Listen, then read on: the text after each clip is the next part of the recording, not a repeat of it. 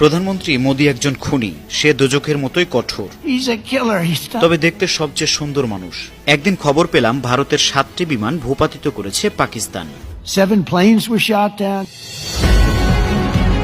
মার্কিন president Donald Trump ভারতের প্রধানমন্ত্রী নরেন্দ্র মোদীকে সবচেয়ে সুন্দর খুনি বলে মন্তব্য করেছেন। এ সময় তিনি মোদীর কণ্ঠস্বরের অনুকরণ করে ব্যঙ্গ করেও কথা বলেন। No, we will fight. स्वदेशी हथियारों की ताकत पूरी दुनिया ने देखी है। অন্যদিকে পাকিস্তানের প্রধানমন্ত্রী ও ফিল্ড মার্শালের প্রশংসা করেছেন, বলেছেন শেহবাজ শরীফ একজন অসাধারণ নেতা এবং আসিম মনির একজন সাহসী ফিল্ড মার্শাল। বুধবার 29 অক্টোবর ভারতীয় গণমাধ্যম হিন্দুস্তান টাইমস জানিয়েছে, দক্ষিণ কোরিয়ার গিয়ংজুতে অনুষ্ঠিত এশিয়া প্যাসিফিক অর্থনৈতিক সহযোগিতা এপিক শীর্ষ সম্মেলনের আগেই ট্রাম্প এ মন্তব্য করেছেন। এ সময় ট্রাম্প দাবি করেছেন তার এক ফোন কলেই থেমে গিয়েছিল ভারত পাকিস্তানের যুদ্ধ। ট্রাম্প তার বক্তৃতায় বলেছেন, Prime Minister Modi is the nicest looking guy. And he looks like you'd like to have your father. Like he's a killer. He's tough as hell. প্রধানমন্ত্রী মোদি একজন খুনি, সে দোজখের মতোই কঠোর, তবে দেখতে সবচেয়ে সুন্দর মানুষ। তার প্রতি আমার প্রচুর শ্রদ্ধা ও ভালোবাসা আছে। আমাদের সম্পর্ক খুবই ভালো।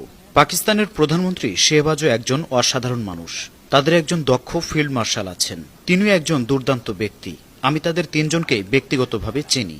একদিন খবর পেলাম ভারতের 7টি বিমান ভূপাতিত করেছে পাকিস্তান। পরিস্থিতি খুবই গুরুতর।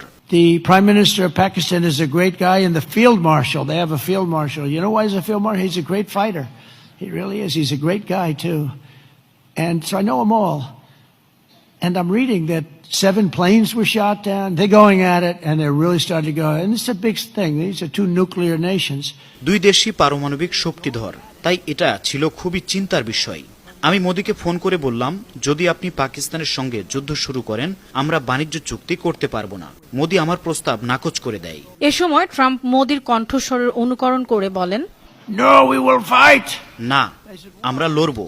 এরপর আমি পাকিস্তানের প্রধানমন্ত্রীকেও ফোন করলাম। আমি বললাম, এভাবে চলতে থাকলে চুক্তি হবে না। তারা সত্যিই রাগে ফুঁসছিল, বিশেষ করে মোদি। তিনি খুব শক্ত নেতা, একেবারে কঠিন মানুষ। আমি ভাবলাম, হ্যাঁ, এটাই সেই মোদি যাকে আমি চিনি।